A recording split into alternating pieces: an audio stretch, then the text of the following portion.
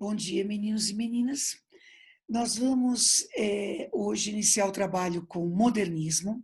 Vamos apresentar a vocês o contexto deste período e vamos apresentar a vocês as primeiras vanguardas que vão abrir espaço para esse modernismo.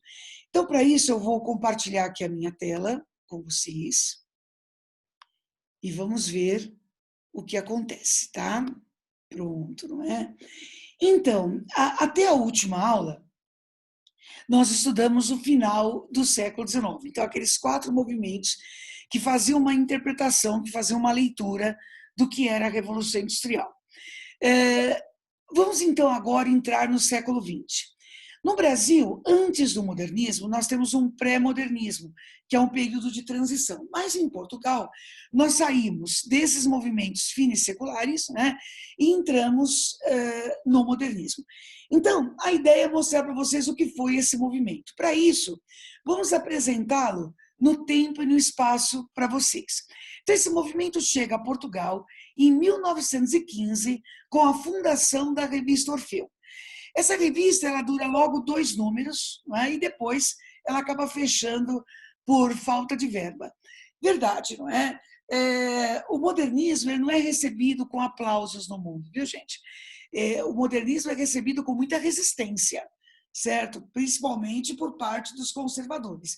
Depois nós vamos ver nisso um movimento grandioso, mas quando isso acontece, isso está longe de ser apresentado, enfim, às pessoas, de modo geral, como uma forma grandiosa, né? Isso explica por que as revistas modernistas elas acabam durando tão pouco. Ao Brasil, esse movimento chega com um grande evento que vai mudar completamente, vai ser um divisor de águas dentro da arte, que é a Semana de Arte Moderna, em 1922, tá?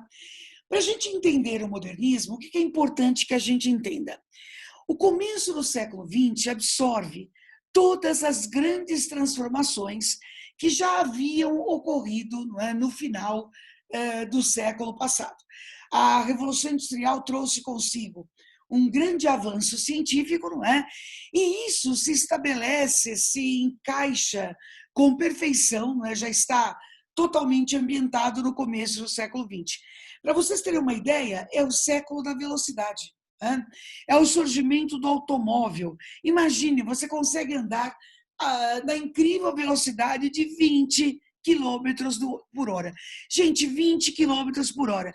É como se o indivíduo estivesse voando sobre rodas. Né? É o surgimento das primeiras máquinas voadoras. Né? O fato, gente, é que essa tecnologia toda ela não é total novidade para nós. Isso, como eu disse, já apareceu no final do século XX, apenas se amplia no final do século XIX e apenas se amplia no começo do século XX. Mas imagine o seguinte, hoje, essas inovações, proporcionalmente falando, né, elas são mais acessíveis do que eram no começo do século XX. Nós estamos no começo dessa tecnologia, então quem tem acesso a ela é uma elite, mas uma elite, elite mesmo, tá certo? Não vamos pensar aqui em classe média, não é nada disso. É elite mesmo, tudo isso é muito caro. E essa elite acredita que a tecnologia veio justamente para salvar, não é? Ela veio para que as pessoas tivessem uma vida melhor, uma qualidade de vida melhor, enfim, e que esse conforto, isso, essa beleza, essa maravilha toda que estava surgindo, que isso tudo duraria para sempre. Esse período é chamado de Belle Époque. O fato é que a tecnologia trouxe, sim, grandes melhorias na nossa qualidade de vida. Verdade. Mas a tecnologia não resolve tudo. Né? Veja que este mesmo mundo que vai absorver essas grandes inovações vai conseguir, em menos de meio século, passar por 2 grandes guerras mundiais. Certo? E com um intervalo, um pequeno intervalo entre as duas. Veja onde eu estou querendo chegar com isso. O artista desse período, seja ele um pintor, um músico, um escultor, um escritor, ele acredita que a linguagem do século XIX é insuficiente para traduzir, a melhor palavra é essa, né? Para traduzir esse começo do século XX. Não era possível falar desse turbilhão de inovações, né? Desde a primeira máquina voadora, né? Até, enfim, a Grande Guerra, usando uma linguagem simbolista, por exemplo, usando uma linguagem parnasiana. Então, essa primeira geração modernista, ela surge com, o compromisso de buscar essa nova linguagem. Essa gestação desse modernismo tem o seu auge justamente na década de 20, que, se vocês repararem aqui em cima, né, é o período entre guerras. Isso, na arte, na filosofia, foi conhecido como os anos loucos. Porque é justamente quando essas grandes mudanças de comportamento, né, e de valores aparecem com mais força. Então, vamos mostrar algumas para vocês entenderem do que a gente está falando. É o surgimento do jazz moderno.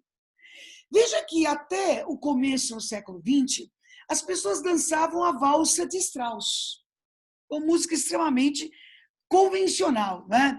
Agora, bom, os mais conservadores primeiro diziam que isso era música, né?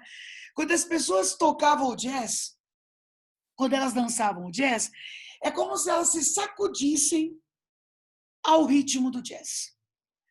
Se sacudissem mesmo. É para vocês entenderem isso da forma assim mais pejorativa possível. Hoje, para nós, jazz é praticamente música clássica, né? Mas não vão acreditar que isso foi recebido com essa mesma abertura que hoje nós tendemos a receber esse tipo de música, tá? Sensualidade, então. A mulher que andava até esse período com aquelas roupas compridas, né?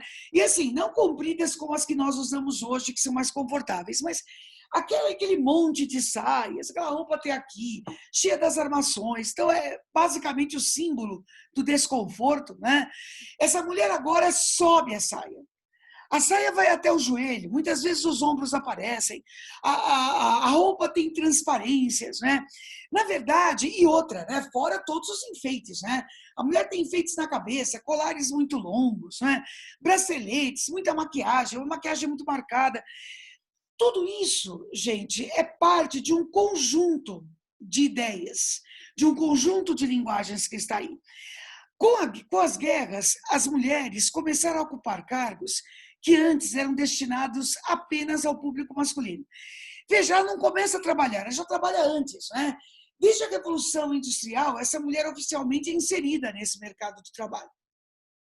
Acontece que essa mulher que agora assume outras responsabilidades, ela quer ter os mesmos direitos, né? Ela quer ter, enfim, os mesmos acessos que o homem tem. Tanto que a década de 20 é o berço do movimento feminista. Então, o movimento feminista vai surgir dessa maneira justamente nesse período. E vai se estender, né, até os dias de hoje. Então, essa sensualidade toda, ela tem a ver com o direito do ser mulher, com o direito à sexualidade. Então, a questão não é só trabalho, a questão não é só salários iguais, né? Mas a questão é a identidade feminina que aí está. Eu coloquei Carpe Diem porque essa sensualidade toda tem a ver também com essa ideia de viver o dia de hoje. Mas não é o Carpe Diem que vocês estudaram quando viram arcadismo, movimento do século XVIII. Né? Na verdade, esse Carpe Diem é assim. Hoje eu vou viver tudo que eu posso, porque amanhã eu posso estar morto e não vai dar mais tempo. É essa a ideia. Né? Então é viver intensamente, mas daquela forma tensa, né? Não é daquela forma que a gente poderia chamar de saudável. A conquista também acontece na política. A mulher finalmente vai ter direito ao voto. Na Inglaterra, a mulher já pode votar, vejam bem, com 30 anos de idade. E se isso nos parece pouco, pense que não é. Não é, porque ela não podia votar de jeito nenhum até agora. Então, as conquistas elas têm que começar de algum lugar.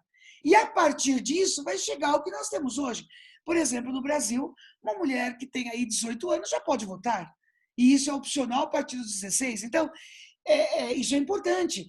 A participação política da mulher ela é exatamente igual ao do homem. O voto tem o mesmo peso, certo? Então, as coisas demoram a ser conquistadas. E elas começam a ser conquistadas nesse período.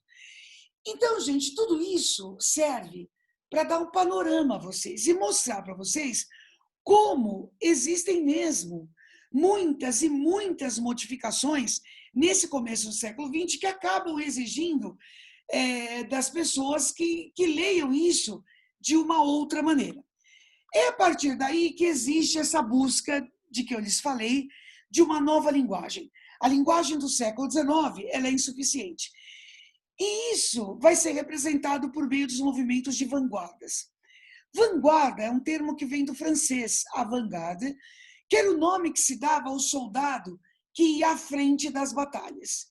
Aquele soldado que ia abrindo caminho, né, por onde passava. Então, as vanguardas que vão surgir nesse começo do século XX vão ser incorporadas a esse modernismo. E mais do que isso, como soldado à frente das batalhas, elas vão abrindo caminho para o movimento modernista acontecer. Eu vou mostrar para vocês a vanguarda a partir da pintura, porque eu acredito que aí seja mais fácil de enxergar, né? Então, o primeiro ismo importante é o cubismo de Pablo Picasso, que vai ser representado por meio da tela, por exemplo, Les Demoiselles d'Avignon. Olha, gente, a parte boa é que o nome da vanguarda significa aquilo que ela é. Então, cubismo lembra cubo e cubo lembra forma geométrica. O cubismo é a sobreposição de formas geométricas, né? Veja esse quadro que abre a exposição cubista de Picasso, Les Demoiselles d'Avignon, ou seja, as mocinhas, as senhoritas de Avignon.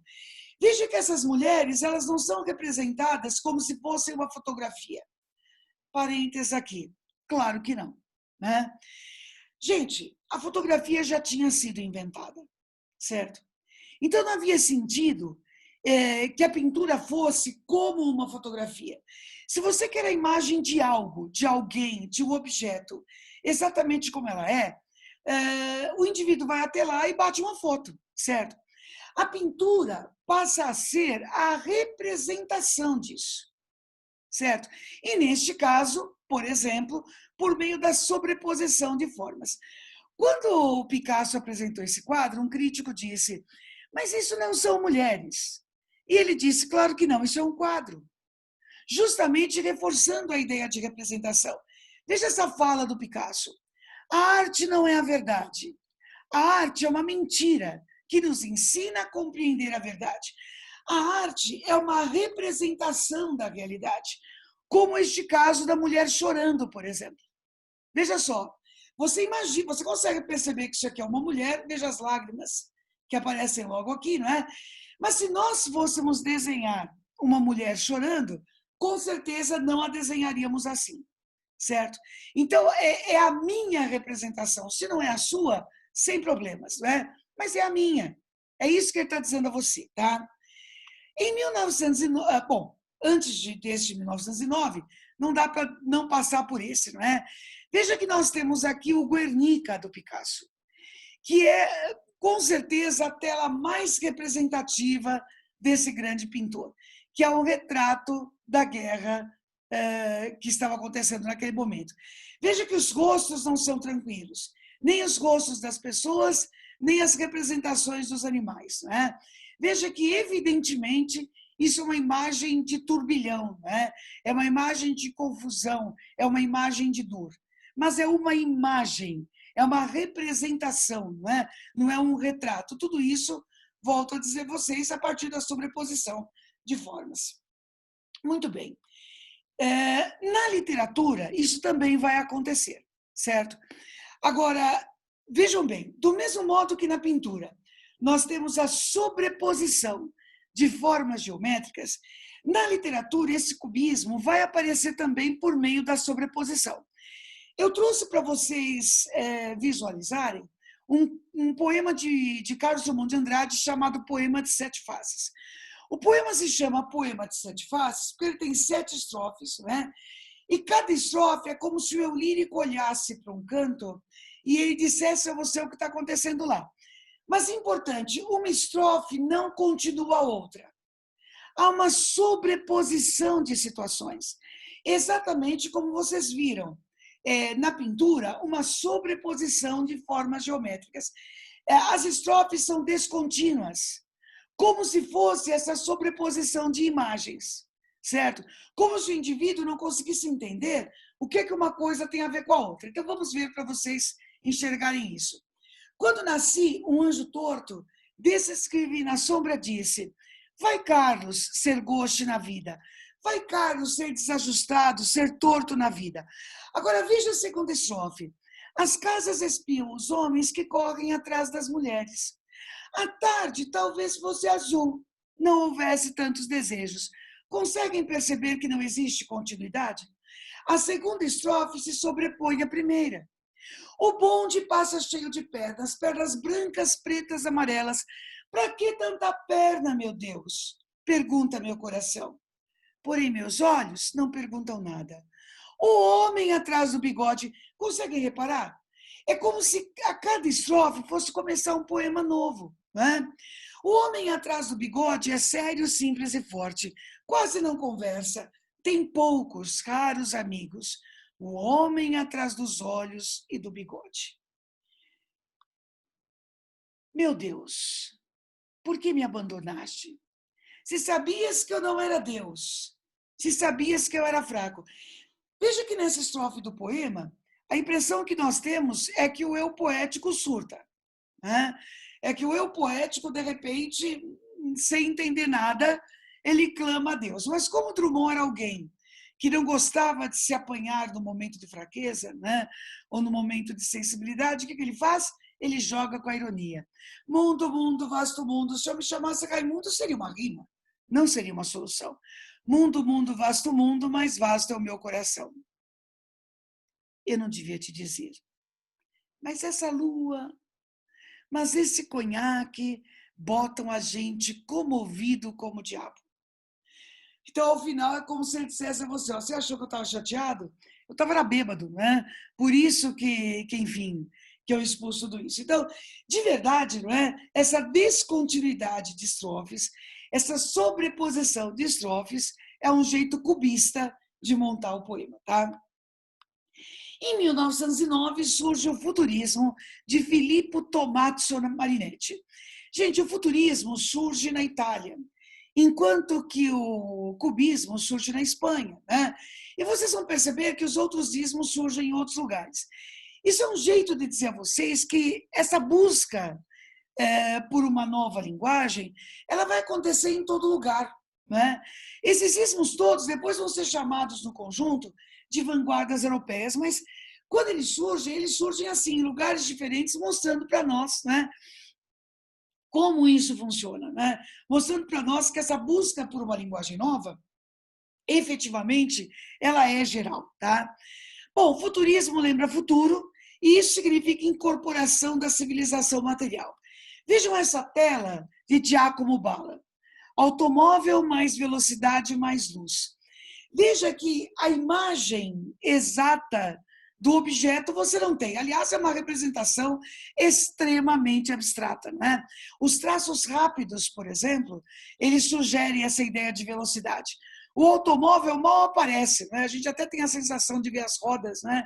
Mas no máximo, se a gente fosse identificar o objeto, né? Com certeza, no máximo que a gente conseguir identificar aqui é a roda que acaba se confundindo com os outros traços. E tudo isso junto forma um traço de luz. Então, se o primeiro quadro já nos pareceu, não é, abstrato, imagine esse, né? Mais ainda. Olhem esse, não é? Também do Giacomo Balla, lâmpada de rua. Veja que aqui nós temos a lâmpada de rua, a gente percebe, não é?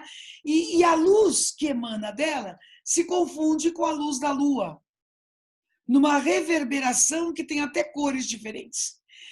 Gente, a civilização material, ela será incorporada na pintura, mas ela vai aparecer também na literatura, justamente quando se fala dessa realidade, não é, na poesia, como nós temos aqui, por exemplo.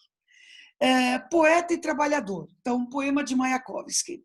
Nós somos iguais, camaradas, dentro da classe trabalhadora, proletários do corpo e da alma. Apenas juntos vamos embelezar o mundo e vamos empurrá-lo com hinos. Então, a incorporação da civilização material, e é por isso que eu escolhi esse poema para mostrar a vocês, não significa apenas a incorporação da tecnologia, né? Mas também significa a incorporação do jeito de viver nessa modernidade, não é? Como aparece nesse poema que aqui está, tá? Em 1916 surge o ismo mais radical de todos, né? É o dadaísmo de Tristan Tzara. Por que total negação? Então, deixa eu dar alguns exemplos antes de mostrar a pintura para vocês entenderem, né? Como fazer um poema dadaísta? Pegue uma notícia de jornal do tamanho que você deseja dar ao poema. Recorte as palavras e meta-as num saco. Agite suavemente. Tire as palavras do saco na ordem que elas aparecerem. Você terá um poema originalíssimo, mesmo que ninguém entenda aquilo que você escreveu, né? Aí você ouve isso, tenta até de brincadeira fazer esse tipo de exercício, não é? E você vai perceber que, no mínimo, você não vai conseguir tirar uma frase com sujeito, verbo e complemento. Então, tudo vai ficar sem sentido, não é? Vai. Mas um poema dadaísta tem mais sentido do que enfiar o mundo numa guerra. Veja que essa data aqui é importante. O dadaísmo acontece em plena Primeira Guerra Mundial. Aliás, acontece no meio da Primeira Guerra, né? Então, daí o artista não fazer coisas para a posteridade, né? Que posteridade, gente? As pessoas estão morrendo, né? Então, o sem sentido, o sem nexo, a desconstrução total, acontece como uma forma de negar uma mentalidade que talvez tenha levado a isso. Eles pregam queimar todos os museus, queimar bibliotecas. Gente, eles nunca queimaram nenhuma, não é? Mas falar isso é um jeito de provocar. As bibliotecas, os museus têm uma cultura milenar, muito bem. A pergunta é, para quê? Para que se levou o homem a isso? Resultado, eles começam a desconstruir obras clássicas, ou começam a chocar com as suas. Veja essa escultura do Duchamp, uma escultura, né? Veja que é um conceito de escultura completamente diferente ao que nós poderíamos ter tradicionalmente. Isso aí é uma peça de banheiro masculino, né? O Duchamp vai pegar essa peça e vai chamar isso de A Fonte, ou de Fonte. Essa é a escultura. Vocês imaginem isso sendo mandado para o Salão de Arte de Paris. O pessoal se sentiu ofendido, né? A ideia não era ofender o Salão de Paris. A ideia era mostrar para o ser humano, né, o quanto era sem sentido aquilo que ele estava fazendo. Olha essa também do Duchamp. Eles adoravam fazer isso, né? Isso aqui é a Mona Lisa, obviamente, copiada lá do Da Vinci, não é? E vocês têm aqui com bigode e com barba. Ao fazer isso, ele não está desrespeitando essa obra clássica, mas ele está ressignificando essa obra. Ele está dizendo para vocês o que eu lhes expliquei há pouco. Qual é o sentido da guerra? Certo? Essa obra, fazer isso com a Mona Lisa, faz mais sentido do que a guerra, né? Na poesia, isso também vai aparecer da mesma maneira, né? Veja que eu estou pegando escritores de diversos lugares do mundo, justamente para vocês perceberem, nessa visão inicial de modernismo, como isso vai se refletir por aí. Veja esse poema dadaísta, né? Em que existe não só uma descontinuidade, mas uma série de construções que não parecem, não é, fazer sentido dentro do conceito tradicional. Anoitecer. Os peixeiros voltam com as estrelas da água. Eles distribuem comida para os pobres.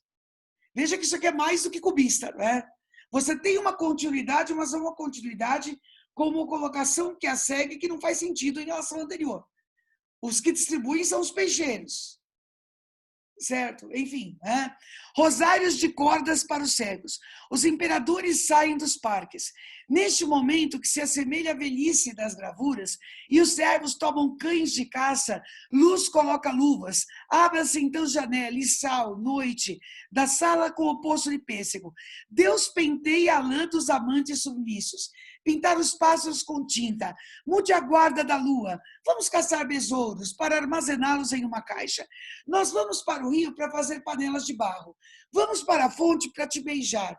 Nós vamos para o parque comunal, até que o galo cante para escandalizar a cidade ou para o celeiro se deitar, de modo que a grama seca te machuca e ouça as vacas ruminam, que depois elas ansiarão pelos bezerros. Vamos, vamos, vamos. Veja que vai num crescendo. É como se dissesse, está tudo acontecendo. Não faz sentido, não. Não faz. E basicamente é isso que ele disse a você. Não faz sentido, né? Em 1924 surge o surrealismo de André Breton, que é justamente a temática do inconsciente, né? É a presença do onírico na arte. E o onírico representa justamente essa imagem do sonho, né? Quando se diz que o olho só enxerga em estado selvagem, o olho está em estado selvagem quando nós estamos sonhando. Isso explica por que nós sonhamos coisas que muitas vezes nos parecem completamente absurdas, né? Mas no sonho elas parecem normais. O olhar que está lá é o olhar do inconsciente, né? É o tal estado selvagem, certo? Que não está contaminado com aquilo que está à sua volta, com os artificialismos à sua volta. Daí, esse quadro do Dalí, né? A persistência da memória. Veja os relógios derretendo. Olha o relógio lá pendurado num galho de árvore, que, por sua vez, está em cima de uma mesa, né? Repare que são as imagens do sonho. Olha só. Olha a galáxia das esferas. Que, na verdade, é a atomização da cabeça de alguém. Olha a imagem do sono. Certo? Então, não são imagens que correspondem à realidade, mas à realidade do sonho, com todos os exageros e com os traços maiores do sonho, né? No Brasil, nós vamos ter um poeta que trabalha com essa tendência surrealista na segunda geração modernista, que é Murilo Mendes. Olha só, ninguém sonha duas vezes o mesmo sonho. Ninguém se banha duas vezes no mesmo rio. Nem ama duas vezes a mesma mulher. Deus, de onde tudo deriva, e a circulação e o movimento infinito. Ainda não estamos habituados com o mundo. Nascer é muito comprido. Então, o nascer deixa de ser aquele momento tradicional em que a pessoa vem à vida, né? E passa a ser as constantes descobertas do dia a dia, tá? E para fechar as vanguardas, o expressionismo, não é? De 1911, que é a deformação da realidade pelo exagero. E, lógico, a gente não poderia deixar de mostrar esse quadro do Munch, não é? Que é O Grito. A pintura expressionista, ela tende a ter cores mais fortes, então muito amarelo, vermelho, né? Azul royal, tá certo? Veja que o quadro inteiro grita. Olha esse quadro da pintora brasileira, não é? Anita Malfatti, A Boba, né? Também as mesmas cores fortes, não é? E também a mesma deformação. Na literatura, vocês vão ver isso em vários escritores, mas pensando aí nos livros que vocês têm que ler, vocês têm aqui um fragmento do livro Ateneu, de Raul Pompeia, que tem traços expressionistas. E se vocês lerem esse trechinho com atenção, vocês vão perceber que existe a deformação dos companheiros de classe. E essa deformação acontece pela emoção. Os companheiros de classe eram cerca de 20, uma variedade de tipos que me divertia. O Gualtério, miúdo, redondo de costas, cabelos revoltos, motilidade brusca e caretas de cílio. Palhaço dos outros, como dizia o professor. Nascimento, bicança, alongado por um modelo geral de pelicano. Nariz esbelto, curvo e largo como uma foice. Veja se ele é curvo e largo como uma foice, se não é esbelto, né? E assim prossegue a descrição dos companheiros de classe, sempre deformando-os da forma assim mais intensa possível, né? Para que fazer isso? Para deformá-lo pela emoção. Então, gente, essas vanguardas todas serão incorporadas ao movimento modernista, que vai trazer como palavra-chave a ideia de liberdade. Então, é o uso do verso livre, é o uso do verso branco, é a incorporação do inconsciente, é a incorporação do coloquial, do dia a dia, tá certo?